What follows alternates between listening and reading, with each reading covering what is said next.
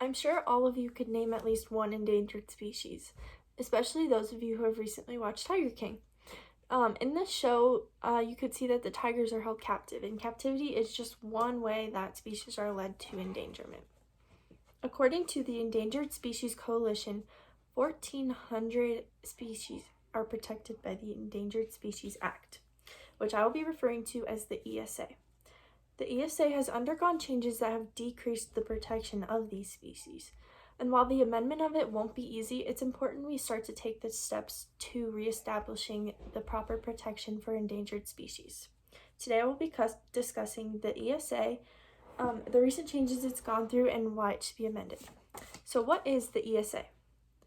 The ESA is a program for conservation of threatened and endangered plants and animals and the habitats in which they are found.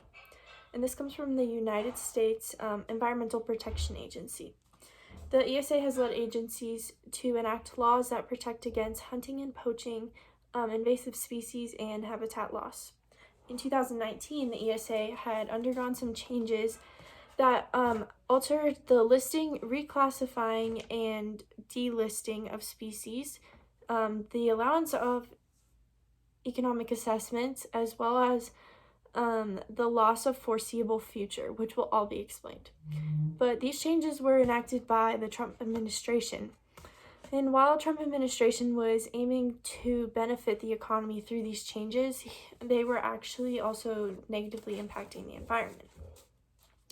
So previously, the listing, delisting, and reclassification of species strongly advocated for endangered species protection.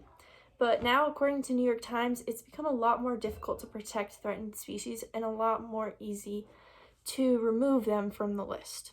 Stanford News also stated, quote, "In general, the rules require tighter causal links between protections and threats to the listed species.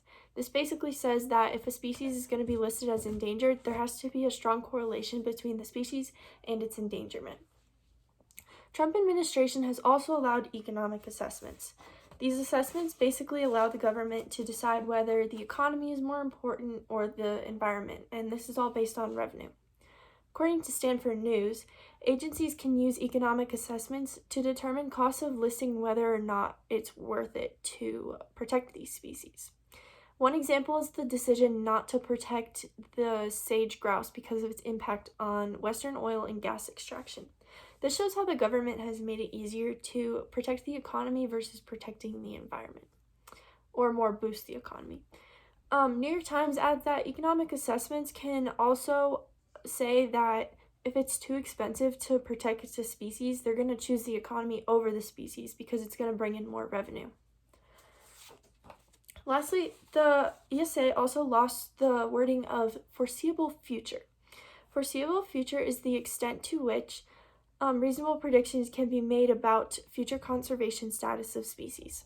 And this comes from the United States Department of Interior. In a video discussing the revised ESA, it was previously stated, quote, "The term foreseeable future as the services can reasonably determine that both the conditions potentially posing a danger of extinction in the foreseeable future, threats, the species, and response to those threats are probable and likely." The ESA now eliminates some of those words, which allows the government to look at the endangered species case by case rather than allowing for further time projections. Time magazine says this is administration's way of ignoring climate change. With all that being said, I want to propose a plan to amend the ESA in order to reestablish its former protection of the endangered species. While it will be timely and costly, it's important that we take these steps to get the process moving.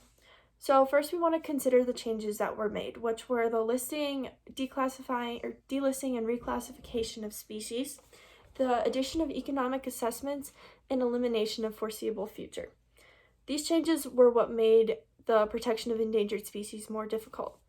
The Time magazine says that government is only funding 20% of what is needed to save endangered species.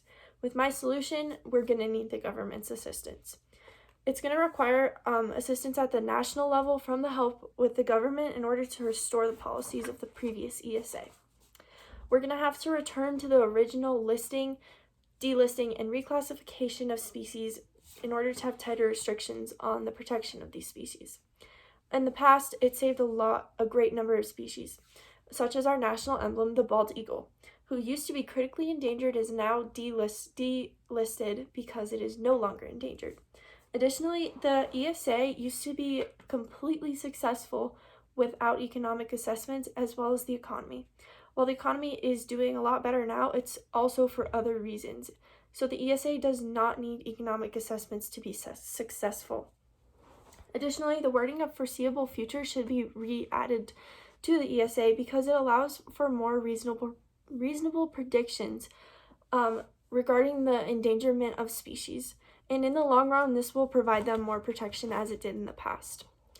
I'm confident in my proposal to amend the ESA and its ability to provide greater protection to endangered species, but others may have differing arguments, as well as disadvantages and advantages that I'd like to recognize.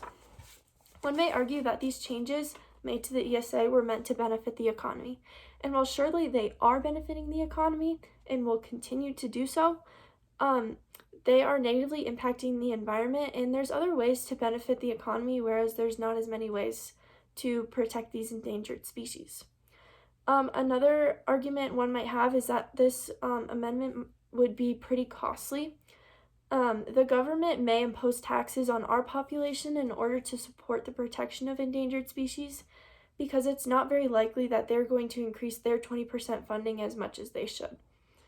While it's not ideal, your money would be going to a good cause, rather than if we weren't paying for an endangered species, your money would probably be going to pay the government to boost the economy in other ways. This brings me to my advantages and disadvantages. Overall, it's an advantage to reestablish the ESA because it's going to provide better protection for our endangered species. Some disadvantages of my plan are that it's hard to go back to the original ESA because it's done at a national level and it's not always easy to get government assistance. Lastly, the costliness of this is a roadblock. The chance that the government is going to increase above 20% funding is not very high. The chance that they are going to impose taxes on us is a little bit higher, which is not ideal, like I said, but there are some bright sides to it. So these current changes to the ESA have obviously caused a decrease in the protection of endangered species. By changing the delisting, listing, and reclassification, as well as the addition of economic assessments, elimination of foreseeable future, species have had much less protection. This inadequate protection is why my proposal to amend the ESA to its original policies is important. If the ESA reestablished to previous policies, the protection of endangered species has a chance of being adequate again. Thank you.